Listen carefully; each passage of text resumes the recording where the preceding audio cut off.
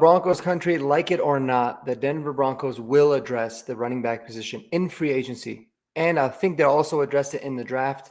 They are going to make some free agency signings. You can take that to the bank. And I'm going to walk through a lot of different reasons of why that is and some potential realistic targets that I think the Broncos can go after. So let's get into it, man. But before we do so, hit that subscribe button, turn the notifications on, like the video to help me out. If you love all things Denver sports and you love the NFL draft, then I think you're going to love this channel. We got a lot of great film breakdowns of some NFL draft prospects coming out of the draft this year. We'll do some mock drafts. We're going to have a lot of fun, man. So hit that subscribe button and join me along for the ride. All right, Broncos country. Well, we know that one of the biggest holes, probably arguably the biggest hole on this Broncos roster is the running back position. Now, it's super important to go back in time and remember last offseason. All right. Last offseason, there was a lot of, you can look back and say, we were really frugal. We had a conservative approach, taking all the dead cap money, and we signed a lot of really good players. But there's also a lot of signings that we didn't make that were super questionable. One that comes to mind is Zach Bond, the linebacker, which we'll have an entirely different video on. He had a history with Sean Payton.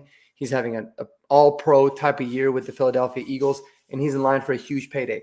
But there was another running back that the Broncos were very, very interested in signing, but they did not want to fork up the money to be able to get him.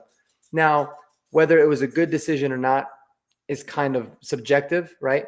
But that was Josh Jacobs. There was a lot of momentum, and there was a lot of talk about the Broncos wanting to bring in Josh Jacobs and sign him. Now, he obviously signed with the Packers. He signed for quite a bit of money.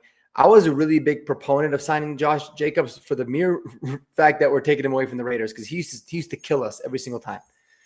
But the Broncos wanted to make a move. They ultimately didn't, make one. They just rolled with the guys that they had. They ended up drafting Audric Estime in the 5th round. And, well, it was tough. It was tough sledding. Now, the biggest issue is not necessarily the talent or lack of talent with this Broncos running back room. It's more so that, every single player does something different. So it's kind of forcing Sean Payton to take a 3-headed monster approach. Because if you take all the running back stats throughout the entire course of the season, just theirs, they're averaging over 4 yards a carry. They actually had a pretty solid production overall. But it doesn't really matter when you take it all into account because, in the flow of the game and in the different 3 and outs that it caused us, it really affected us. Long story short, guys, the Broncos' run offense was terrible. They left a lot to be desired, and the fact that we actually made the playoffs still and overachieved greatly last season was huge. Was very telling. It's very telling to where this defense was. It's very telling to the kind of prospect franchise quarterback we have in Bo Nix. This offseason, I think it's going to be different. I think it's almost a lot that the Broncos are going to sign a free agent running back. Now, there's a lot of them available, not necessarily big household names, but there's a lot of them that are available. And I think that it's important to understand that the Broncos, it doesn't mean that we won't address it in the draft. This is a historically good draft class when it comes to running backs. But you never want to go into the draft ever with a huge need. And if the Broncos do not address running back in some fashion in free agency, they're going to tip their hand way too much as to what they're going to do into the draft. And it might even force them to maybe reach for a player that they otherwise could have waited to get. You don't want to find yourself in that situation. And George Payton specifically has proven that he will always cover the needs to that. He never goes into a draft feeling like they have to draft a certain player at a certain position. He did it, back with Teddy Bridgewater. We ultimately didn't end up getting Justin Fields. We got Patrick Surtain. But it forced us to be patient and make trust our eyes and make a very smart decision when it comes to the draft. And that's what's going to happen with this free agency running back group as well. Obviously, when you look at all the different names, the one big one that comes to mind that's realistic, and I'm going to tell you guys, a lot of these guys, or some of them, I'm not necessarily a proponent of signing. I'm not saying that the Broncos should sign them. I'm just going at it at an angle of realistically, I can see the Broncos signing these guys, and because it would actually make sense if they did. So number one is Najee Harris, right? This one, I'm not going to lie to you. I'm not a big fan of. Najee Harris is one of those guys that I think it's weird. He's kind of extremely overrated if you ask some people, and he's very underrated if you ask others. One thing he is he's extremely consistent. Very, very, very consistent. When you look at him, he's rushed for over 1,000 yards every single year. Let me go ahead and just put the rushing numbers down here. And the first 4 years of his career, he's rushed for over 1,000 yards every single year. He's got really good overall PFF grades. He's just solid. He's a solid running back. He doesn't really fumble. He's greatly improved as a pass protector. So he's one of those guys that is, overall he's a pretty solid back when you look at the sheer numbers. One issue with him is that he is very inefficient. And even though he's tough and he plays through injuries, when he's injured, you can see that there's just a lack of explosive play to his game. But he's somebody that I can see Sean Payton being extremely interested in. He's a big, big boy, man. And a lot of these guys that we're going to be covering today are big, big dudes. 6'1", 242 pounds. He's about to be 27, so he'll be 27 years old next year, so not overly old. He does have quite a bit of tread on the tires, but nothing crazy. And even though by no means is he this, is he known to be a pass catching running back, he has 76 receptions his rookie season. I remember that actually. It was crazy. He was a beast in fantasy that year. And then he followed up with 41, 31, and 39. So yes, they have Jaylen Warren. He's been the guy that's been handling a lot of the receiving when it comes to the running backs there. But by no means does that mean that he can't. He's actually a pretty damn good pass catcher as well. So super well-rounded back. He's just not somebody that's very explosive, but you need to get touchdowns. Man, he's the guy at the goal line. He's a powerful running back. He's super just downhill runner, no nonsense. Somebody that I really do think that Sean Payton would like. And Sean Payton is dying to have a running back that on first, second, and third downs, he can keep him in, regardless of the down and distance. He feels confident that it's a veteran guy, somebody that has a lot of experience that he can just rely upon and run him to the ground. So I really think that of the three guys that we're going to cover, Najee Harris might be the guy that has the highest chance of signing with the Broncos. He just kind of checks off a lot of the boxes that you want to see with a free agency running back, or at least that Sean Payton wants to see. Now, any of these guys that we're covering too, like I said, they're going to be upgrades. And upgrading our running back room it's not really saying much. It's not very difficult to do. But you get Najee Harris, you can go into the draft. You can still draft a really good young prospect, somebody that's solid. I don't think Najee Harris's contract is going to be absurdly big by any means. Probably somewhere in the ballpark of, 3 years, $35 million, 18 to 24 of that probably guaranteed. So it'd essentially be a 2-year deal for like 20 to 24 million bucks. So you're looking at a 10 to 12 million average annual value for somebody like him. It's more than I like to pay when it comes to running backs, but realistically, it's not a back-breaking contract, and you can start the season with him. You can feel confident with a back like Najee Harris, and then you can draft one of these other running backs, and if they end up being studs, they end up being really, really good. Hey, you have a really good committee, and then you can move on from Najee in a couple years. So I don't think it's a bad move at all. He still, I think, has some football left in him for sure when it comes to somebody like him. So like I said, guys, take a look at these numbers when you look over here. I keep clicking on the wrong one because I'm an idiot.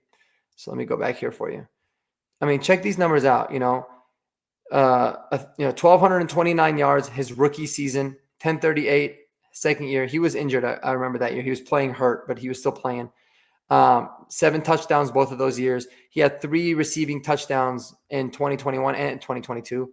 And then in 2023, he had 1,072 yards at a 4.0 average. And last year, he was at 1,060 with a 3.9 average.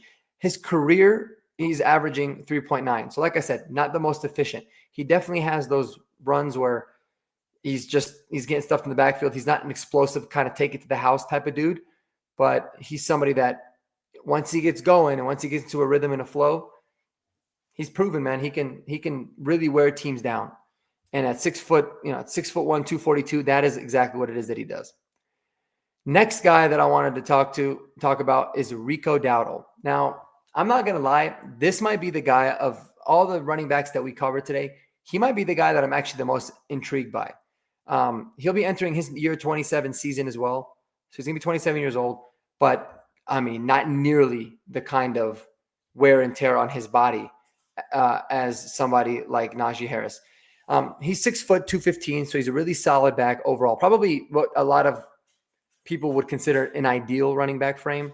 That 5'11", 6-foot height, 215 pounds, really solid. He was an undrafted kid back in 2020. And when you look at him, he's one of those guys. He came in 2020, really barely had any attempts. He was injured the entire year in 2022. He got like on literally the 7th play of the game. I think he missed the whole year. And then in 23, he had a little bit more of a role in that Dallas behind Tony Pollard.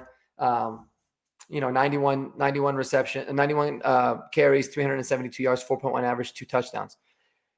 But then this last year, he really had a breakout season. And it's important to understand his performance in 2024 was actually pretty impressive because he didn't become like the full-time lead back until, a month, 4 to 6 weeks into the season.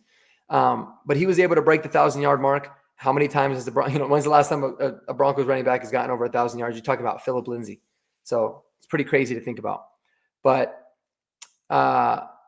pretty efficient, 4.6 yards per carry average. He did only have 2 touchdowns, and he did struggle with fumbles a little bit, right? The fumbles are things that I feel like you can fix if you need to. So he had 2 touchdowns, but another very underrated part of his game is that he's a pretty good pass catcher. So he had 3 rushing touchdowns. We had 3 receiving touchdowns. He actually had 2 last year, but he had 39 catches, good for 249 yards at a 6.4 average, and 3 receiving touchdowns. Really solid, good pass blocker. His metrics across the board are pretty solid. Is he one of the best at pass blocking? No, but he's overall he's pretty good at a 62.1 grade. Like I said, he's had his moments, but he's solid and definitely an ascending player. The reason I'm actually really intrigued by Rico Dowdle is because he's someone that got the experience that I think Sean Payton would like, but I think he's just kind of starting to tap into his potential. Somebody that didn't get a lot of reps so far in his career, and in the opportunities that he did last year, I think he fared out, pretty damn good overall. So I'm really intrigued by Rico Dowdle. I want to know what you guys think so far about Najee Harris or Rico Dowdle, but this is somebody that I think is he's an interesting player. And he had one look at this late game stretch he had. He finished the season 4 out of the last 6 games that he played, he went over 100 yards. His yards per carry was really solid, really with an exception of the Tampa Bay game. And he was good overall. He was really a solid under the radar type of player. Still young, a lot of tread on the tires. So I actually dig Rico Dowdle. And now the third guy I wanted to cover in this video, actually really interesting, somebody that I think a lot of NFL fans have completely forgotten about because he was on IR with a neck injury. He missed the entire season last year. And that is A.J. Dillon, former running back of the Packers. I'll tell you something about A.J. Dillon, man. When the Packers had that Aaron Jones, A.J. Dillon combo going on there, I hated it for fantasy because you never knew who the hell was going to go. But, man, you looked at him and said, both these guys can play.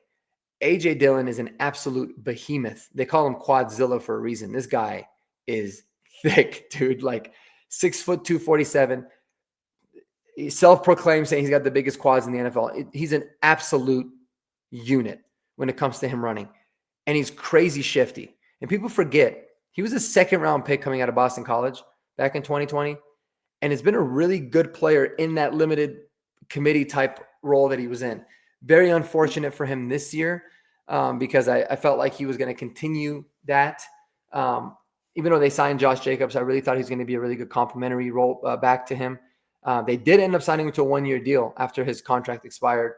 And he's just solid. He was solid when he was playing. Sucks that he missed last year. But that injury, by all reports, nothing too serious, nothing, career threatening. He's 100% good to go this offseason. It's going to allow for him to sign with a team at a huge discount. I can see it being a 1-year prove it deal with a lot of incentives type of thing. So even just bringing in A.J. Dillon to say, hey, this is probably going to be our lead back. And then if you end up, Ashton Genty falls to you in the draft, or you get Trevion Henderson or Amarion Hampton, one of these guys that you really love, he doesn't have to, you can cut him before the season even starts per se, or that he could be a really good complimentary back because that's what he's been his entire career up to this point. He's a phenomenal, he's really good in pass pro. and he's an amazing short yardage down back. He really is. But he's somebody, I have to go back to 2023. Overall, super solid. I mean, you see the way he grades out. He's actually, from a running standpoint, like his just the way that they grade him as a running back, elite. I mean, borderline elite numbers per PFF since the 2020 season. So super good overall there. Like I said, his pass protection is solid overall, and he's even been a pretty good run blocker because he's a big boy. He is a really, really big dude. And when you look at his rushing numbers, like I said, this isn't a committee role, but he's somebody that throughout his career, he averages 4.1 yards per carry. He's at 17 touchdowns. So he is a touchdown machine. His best year was in 2021 when he had 828 yards, averaging 4.3 yards a carry. And then in 22, 769 yards, averaging 4.2 a carry. Like I said, again, in a committee role with Aaron Jones. And then in 2023, 613 yards.